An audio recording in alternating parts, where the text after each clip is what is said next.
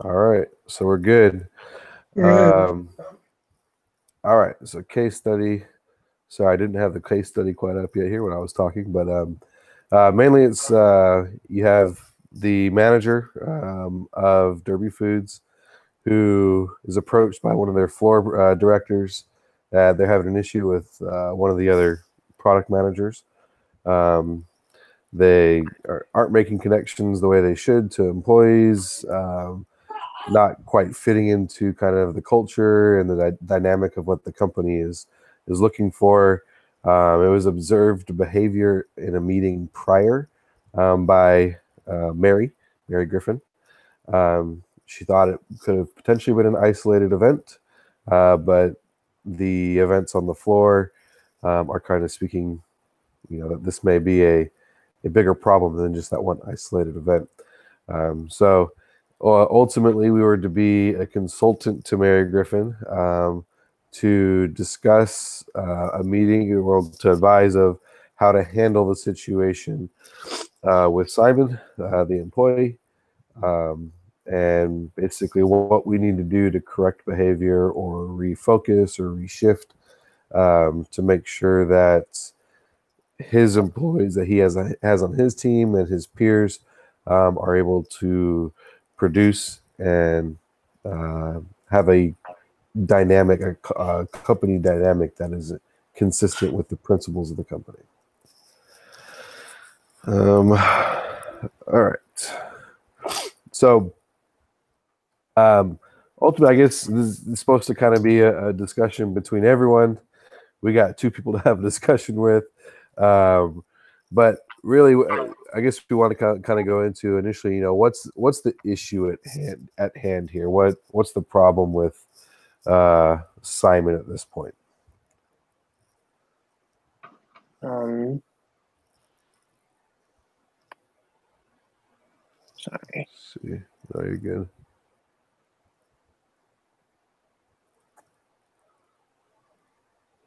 I'm trying to find where I read that.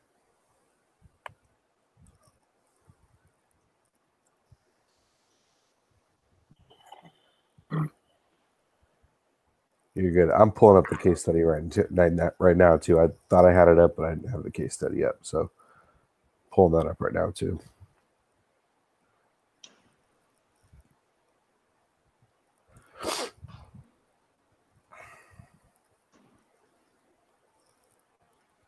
Daniel, while you're looking at that, are you working and going to school, or just Yeah, going to school? yeah, I am.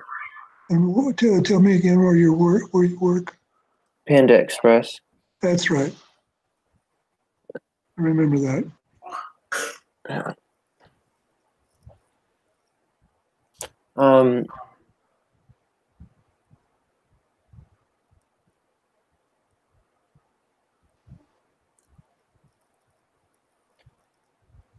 So it's Simon, right? That you were saying. Sorry. Yeah, Simon was the one that is the newly promoted Simon York, the newly promoted brand manager. That kind of went crazy when he noticed a imperfection in the labeling that they had developed for the X Games. And then he goes on and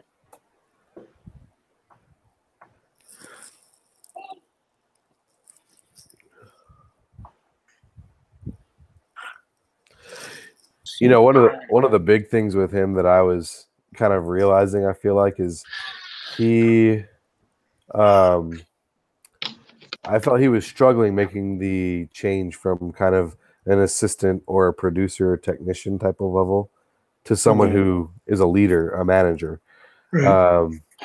I felt like he was someone who, I mean, and it says it. He felt like other people should just have the natural drive and work at the same level and work ethic that he does.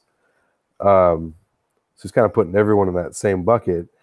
And I was thinking about the case study we had last week, where it talks about the different management styles.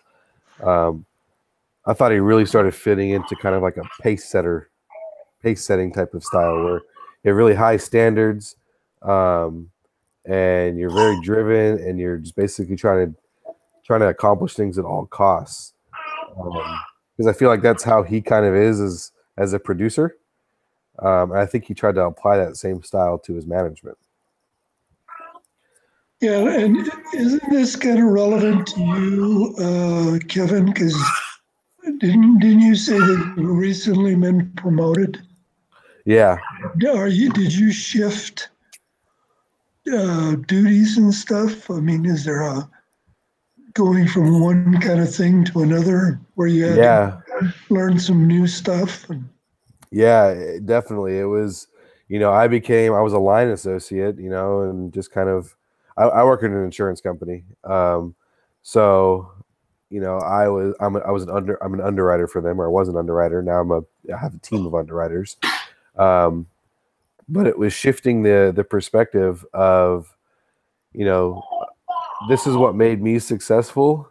And then you having to shift the perspective to, all right, what can I do now in a leadership capacity to take these skills and the expertise that I have and not force it on other people, but use it to assist and kind of encourage and motivate people to,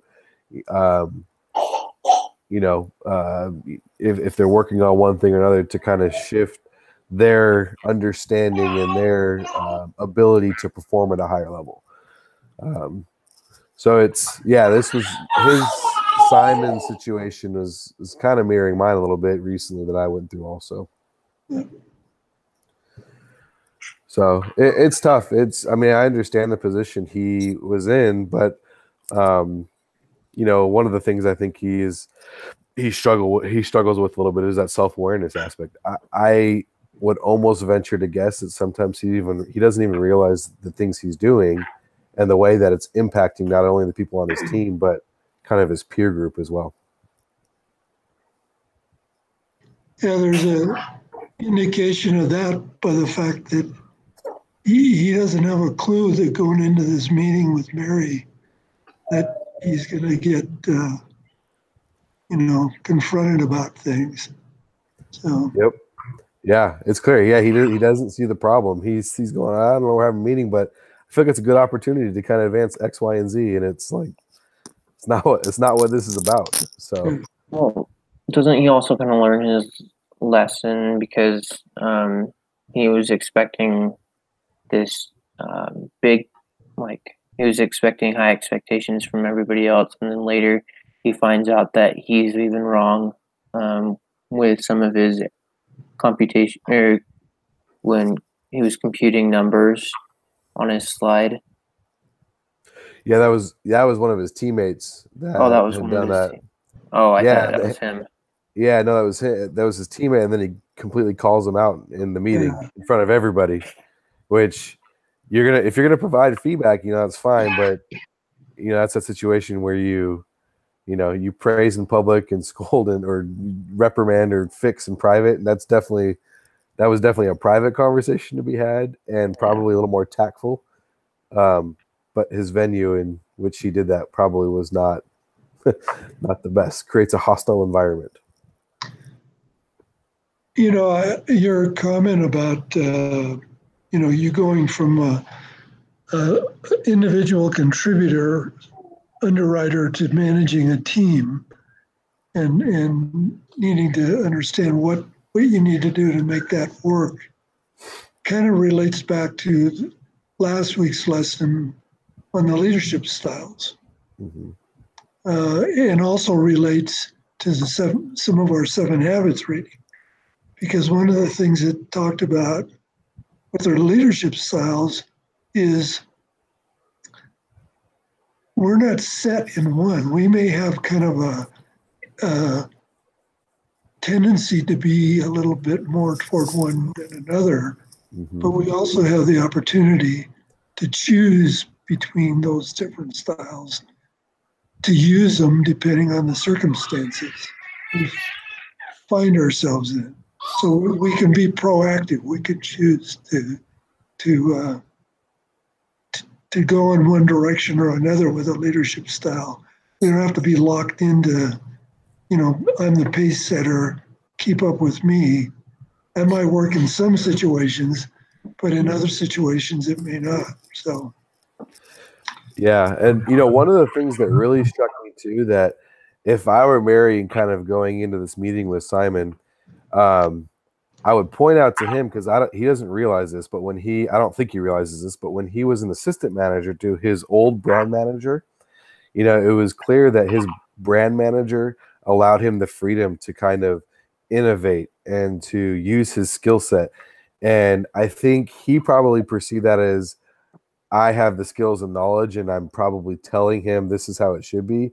But it's more probably the manager understanding that this person is talented and giving him the ability and facilitating the environment for him to continue to innovate and contribute within the parameters of what the company mission and goal is.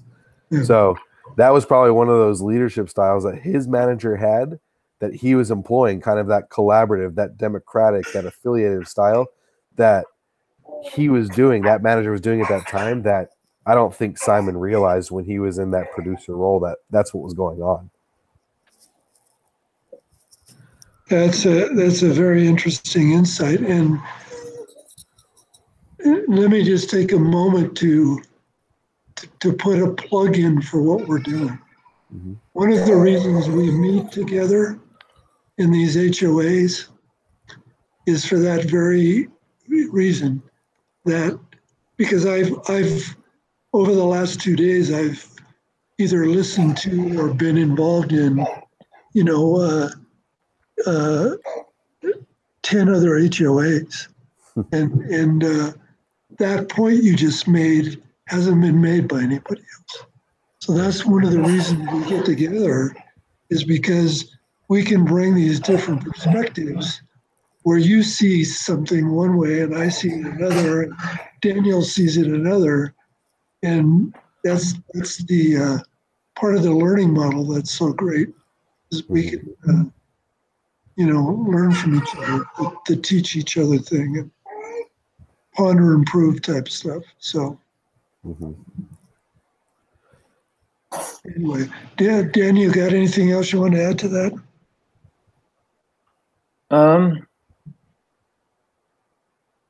Not off the top of my head.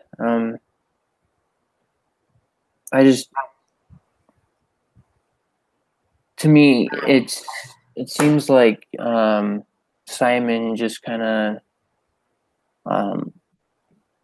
like acts before he thinks. To me, I always, whenever I make a decision or something, I always make different, like I think through different options, and then I choose the best one. For him, it seems like all he does is say what's off the top of his head, and it's not always the best thing. I mean, sometimes it's good to speak your mind, but he definitely could have been better about that. Yeah, I agree with that. He definitely is a kind of a fly by the seat of the pants type of person. It seems like to me.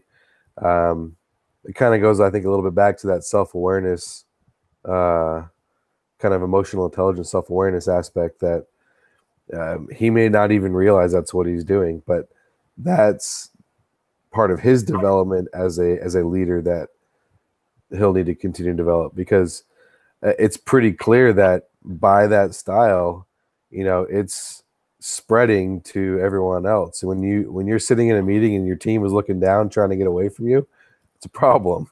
And I agree. I don't think he necessarily realizes it, and he's just thinks everything's good. Well, that and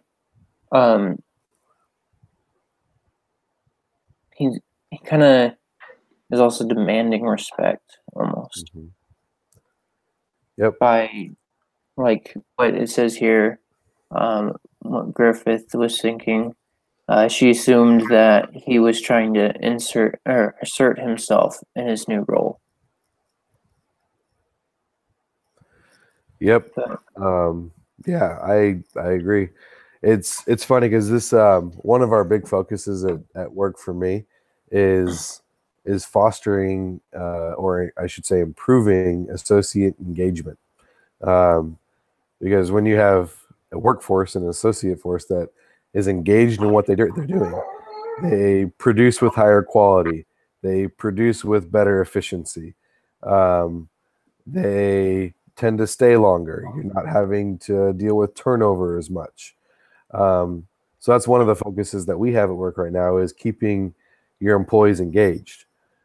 Well, I think what his actions are working contrary to that, to where it may get you may have short term results that are good, but sustainability over long term is not going to be there because all the people who he's demanding, like you said, demanding their respect from, if they're not feeling like they are acknowledged or they have input or they have buy-in, they'll find it somewhere else. That's one thing I've come to see, that they'll find it somewhere if it's not going to be at their situation they're in right now. So when we talk about that culture, when we talk about culture at the company at Derby Foods, um, I think they are working to be innovative from within, empowering mhm. from within. And I think that's kind of that culture piece that Mary would want to bring to this meeting with Simon to help him understand that, hey, this is your job as a leader to empower your people to work and collaborate with your people so they can continue to be innovative and produce.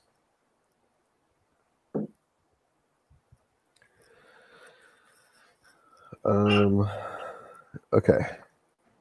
So I guess like with feedback, I'm curious, how do you think Mary should approach that feedback conversation with Simon?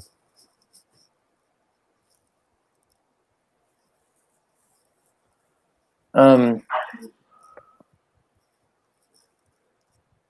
well, I think that sitting them down, um, just the two of them, or even, um, I know at my work, whenever we sit somebody down to talk with them, there's always a second person, um, another leader. That way you have like another voice that's been a part of that or not necessarily been a part of that conversation, but a witness to that conversation. So like one person can't say during that meeting, this person said this. You always have two people that can say, "Oh no, it was this way," kind of thing. That makes sense. Mm-hmm. Um, but I always think the best way is to address the person, address the situation, find out what was going on with them and what they thought, how it was going, and then um, take it back. Well, this is how everybody else was feeling. And then go into the goals of the culture of the company, and say, this is what I would like you to do, kind of thing. This is how I would like you to improve. Yeah, I think it's the conversation piece. What I've found just through my experience at this point too. I think you're on the right kind of nail on the head there. Where go into it asking questions, getting an intent to understand, because I think you prepare for these conversations and you expect them to play out one particular way, but as you ask questions and try to get understanding, it could shift kind of what your thought process was and how you want to go about getting them to understand the culture, like you said, in a completely different way. So as like a leader, as somebody who is in that leadership position, you have to be able to be confident and flexible to respond to a situation, maybe in a way that you weren't expecting it was going to go, but still achieve the overall goal of the feedback you're trying to provide. Because I could see very easily her going into this and asking questions, trying to get understanding, expecting him to say, yeah, I don't think it went very well, or I think that I have problems with X, Y, and Z. her expecting that, but him coming in and saying, "No, everything's great. I think we're doing a great job. I think everyone's really bought in," and she's gonna have to respond to that and be flexible to that. It's difficult, but I think in the feedback situations, when you're asking more questions for the purpose of understanding and doing less talking and letting them talk to gain understanding, I think that's probably a better situation. Yeah, it's my thoughts on that. It's tough because then you get into like the personalities of people, and you have some people. There's like quadrants of people. Are they the reserve type where you have to try to pull things out of them, or are they collaborative? So you have all different types of people too that you have to be able to respond and kind of mold your feedback style to. You both hit on again relating this to our 7 Habits reading, which will come a little further down the pike here. But habit 5 of the 7 Habits: seek first to understand, then to be understood. Mm-hmm. So that speaks to that principle. And once you get into that reading a little bit, there's some nuances associated with that whole process that is more than just asking questions, but that's certainly part of it. So, yeah, so both of those, your comments were, I think, right on the money. So, thank you. Yeah. All right. I think we hit a lot of the questions. The one thing, just kind of talking about 7 habits too, that second habit where it talked about what's the center, what's your center, what drives you. I thought it was very interesting and probably applicable here, to have a principle-centered life, because ultimately the principle-centered life, the way I was kind of picturing is that principle-centered life is kind of the trunk of the tree. It's your base. Everything else kind of stems from it. Family life, your work life, your, X, Y, and Z, whatever life it is, it's an ancillary part of kind of what your base, your trunk should be. And your trunk being the principles, what principles operate and drive you. That's what I think Mary in this situation, going into her conversation with Simon, is probably going to have to try to display, to try to show him these are the principles, the driving principles of what this company is. And it's trying to shift his perspective, I believe. So yeah, that was one of the other things I was thinking about. That was interesting and applicable from 7 principles to I think this situation.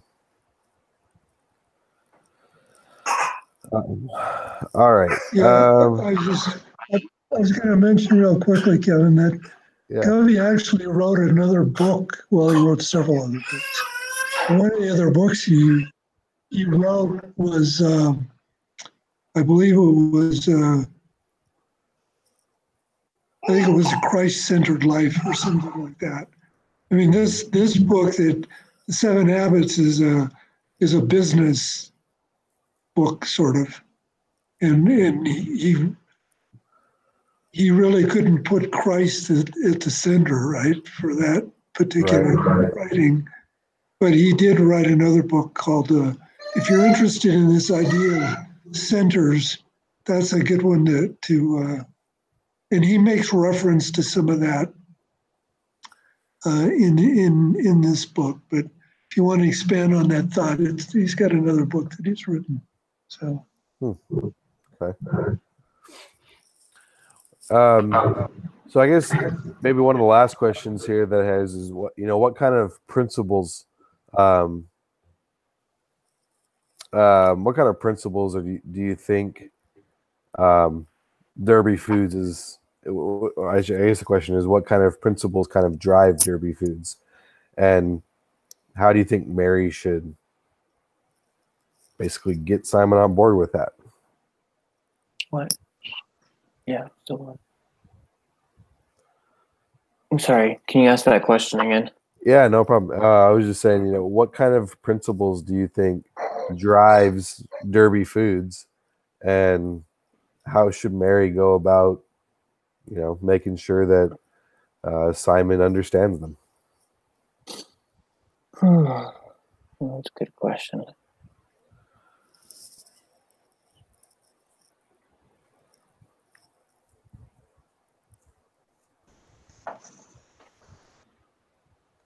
I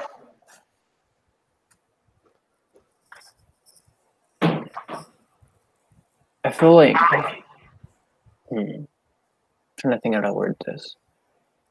Like,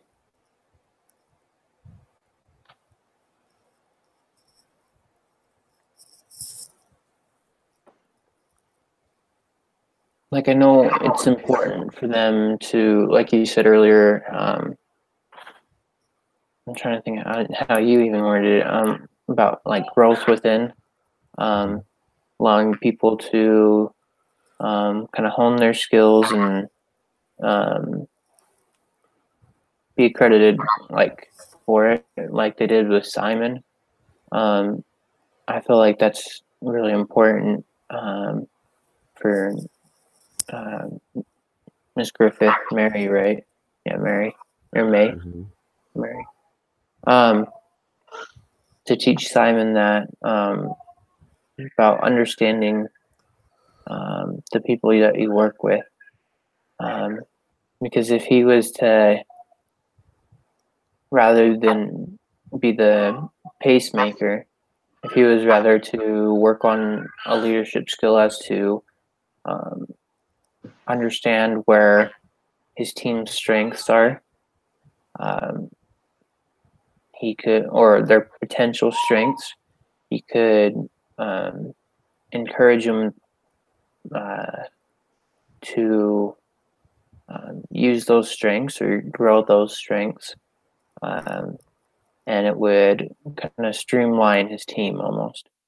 I feel like Mary, what she could do is ask Simon to take the time to know each one of the employees, whether it be sit down with them or working side by side with them, and then have a follow-up meeting and say, okay, who have you gotten to learn about this week or the last couple days?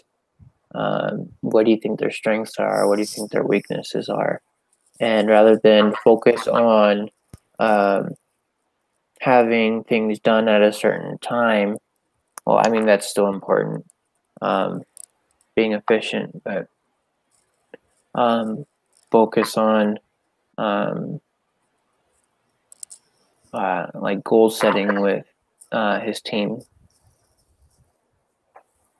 Yeah, I think that's awesome. I think you're right. I think he does need to spend some time getting to know his team, and understanding them. Kind of as we talked a little bit about earlier, go in, flipping the script with probably what Mary's about to do with him do the same thing with his team, get to know his people, get to know what drives them. Because if you don't know, and that's one thing I will say, is if you don't know your people and what drives them, you're not going to be successful as a leader. You have too many different personalities. You have too many different opinions and ways and learning styles, that if you try to cookie cutter a team, that's in my experience, that doesn't make a successful leader typically. I think too, one of the things she can do is, it's clear that she knows Simon based on his prior experience. It sounds like probably what would be helpful for him too is, if she brings up situations in his past where she can say, hey, do you remember this situation when you were an assistant manager, or this particular point in time, that you did X, Y, and Z, or you developed the new brand image of this. What were the circumstances surrounding that, and getting him to try to understand and realize that, yeah, you know what, that at that particular time we were collaborative and we were working as a team, and getting him to understand those principles so he can apply it to his team as well. But I think one of the last things you said is a follow-up. follow up with him is key, because you have to have follow through. When you as a leader don't have follow through, it says to the people that you're trying to lead that you're not truly bought in. So I love the follow through aspect that you mentioned, because I think that's so important as a leader. Thank you. Yeah, I think that, I mean, unless we were missing something, Brother Lanfear, I think that kind of covers, I think, a lot of the concepts that I was going for. Yeah, I think, there are some other questions, but they're sort of subsets of what we already talked about. Yeah. I'm listening to this interchange here, and I'm thinking, do you guys really want to be split up? It seems to me you're a good team here. There's some good chemistry. Uh, uh, we can do that. I can reassign you guys each to another team, or the two of you can stay together, and I can work on getting Samuel plugged into this. What are your thoughts on that? What's your preference? We need to do something, but I want to try to be as accommodating as I can here. Yeah. I think for me, I mean, having a discussion is easier with a lot of people. So if, one of the requirements is to meet for an hour, it's probably easier with more people because you get more insights and more kind of back and forth. I think we have back and forth right now, but I don't necessarily know that we are going to need an hour with two people.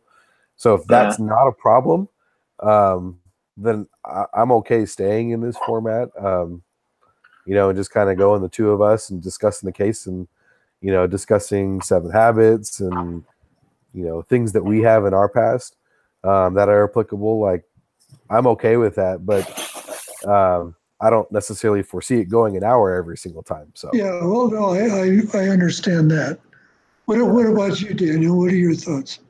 No, I really enjoy working with Kevin on this. I felt like I've learned a lot, and he's got a lot of potential things that I can learn from him. It's really nice. I mean, I feel like I just need to prepare a little bit more on my end for these meetings. But no, I think it'd be a really good discussion. I'm fine with staying in this format, and I'm fine if we have to move to other groups as well. Well, having you guys say that, let me take back my original thought of splitting it up, and let's stay together going forward. And let me see if I can get Samuel plugged into this, so you got another voice in the group. And then I agree that if it turns out to be just the two of you, that trying to stretch it to an hour might be pushing the limits. So I think between the two of you, if that turns out to be the way it is, you can cover the basics. And I'm going to be coming in from time to time. And also you're going to be recording these. So if I think that's not going in the right direction, I can give you some feedback, and you can tweak it, one way or another. So are we good with that? Yeah. Yeah, I'm fine with that. Okay. Well, let's just go ahead. I was just going to say that if we're going to do this now, for now, I think let's just assume then right now that Samuel's not coming in. If he does, we'll plug him into this, but we can just switch off every other week being the lead group facilitator person. And if Samuel comes in, great, we'll plug him into the rotation too. But then just for now, we'll just kind of every other week we'll take the lead. Okay. And in the weeks that I'm there, I'm a third voice, so I can hopefully participate, and you can bounce things off me as well. So yeah, for sure. Yeah, so good. Well, great. Daniel, I'm glad you You were well enough to plug in, and Thank you. I hope you're at the tail end of this flu stuff. Mhm. So, that's no fun any way you cut it. So Not at all. Well, and my daughter, it's funny because when we found out she had the flu, she just was throwing up everywhere, like out of the blue. Oh man, And so it was fun, all three of us with the flu, like not wanting to get out of bed. that's well, not I fun. guess the good news is you all got it at the same time, so you can Yeah. you don't have to stretch it out too much. Yeah. Yeah. Daniel, where do you live? Rexburg. Near Rexburg? Okay. Cool. I'm down in San Diego. Okay. Yeah. So. Well, great. Hey, guys, it was good to be with you this morning, and I hope you do take in some of General Conference, some or all of it. So Yep, for sure. we'll check in with you next week. Sounds good. Thank you. Thank you. Thank you. Bye. All right. Have a good week. See ya. Bye.